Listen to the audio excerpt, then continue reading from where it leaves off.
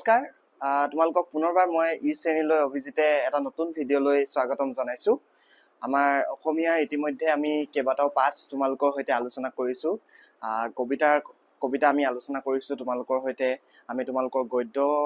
আলোচনা কৰিছো এতিয়া আমি আহিছো এটা অন্য বিষয় তোমালোকৰ পৰীক্ষাৰ বাবে এটা গুৰুত্বপূৰ্ণ লগতে তোমালোকৰ যি অসমীয়া ভাষাটোৰ প্ৰতি তোমালোকৰ যি ভালকৈ লিখাৰ বাবে বা কিছুমান নিয়মালি জানাৰ বাবে অতি প্ৰয়োজন হিয়া হৈছে অসমীয়া ব্যাকৰণ এই অসমীয়া ব্যাকৰণ বিষয়টো আসলে আমি ব্যাকৰণ বুলিলে কি বুজো ব্যাকৰণ মানে হৈছে এটা ভাষা শুদ্ধকৈ কোৱা আৰু লিখাৰ বাবে যিসমূহ নীতি নিয়ম থাকে সেই নীতি নিয়মসমূহকে আমি ব্যাকৰণ বুলি কওঁ আমাৰ অসমীয়া ব্যাকৰণটো যেনেদৰে তোমালোকে ইংৰাজী ব্যাকৰণত টেন্স পঢ়া বা তোমালোকে ভয়েস চেঞ্জ নেৰেশন চেঞ্জ এইবিলাক পঢ়া ঠিক তেনেকৈ আমাৰ অসমীয়া ব্যাকৰণটো এনেকুৱা বিভিন্ন ধৰণৰ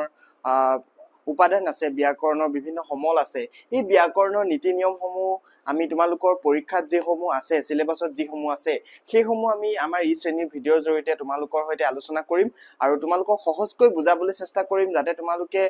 ব্যাকৰণ অংশৰ পৰা অহা প্ৰশ্নসমূহ ভালদৰে তোমালোকে কৰিব পাৰা আৰু তোমালোকৰ কোনো ধৰণৰ খোকোজা নাথাকে এটা কনসেপ্ট ক্লিয়াৰিটি সেশন আমি তোমালোকৰ সৈতে ইয়াত আলোচনা কৰিম আজি আমি তোমালোকৰ সৈতে আলোচনা কৰিবলগীয়া বিষয়টো হৈছে নত্যবিধি আৰু খত্তবিধি সম্পৰ্কে ধাৰণা নত্যবিধিনো কি খত্তবিধিনো কি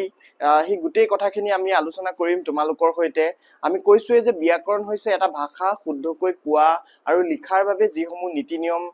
বান্ধি থোৱা থাকে সেই নীতি নিয়মসমূহকে আমি ব্যাকৰণ বুলি কওঁ নত্যবিধি আৰু খত্তবিধিনো কি সেই কথাখিনি আমি তোমালোকৰ সৈতে আমি আলোচনা কৰিম আমি এই পাঠটোত কি পঢ়িম বুলি এটা মই তোমালোকলৈ স্লাইড লৈ আহিছিলো ইয়াত আমি কৈছো যে নত্যবিধি আৰু খত্তবিধি কিনো নত্যবিধি আৰু খত্তবিধি হৈছে অসমীয়া ব্যাকৰণৰ দুটা গুৰুত্বপূৰ্ণ নিয়ম নত্যবিধিয়ে কি কৰে ন আখৰৰ ব্যৱহাৰ কেনেদৰে হয় আৰু খত্তবিধিয়ে দন্তীয়া হ আখৰৰ ব্যৱহাৰ কেনেদৰে হয় সেই বিষয়ে আলোকপাত কৰে তোমালোকে মন কৰিছানে বাৰু আমাৰ যে মন শব্দটো তোমালোকে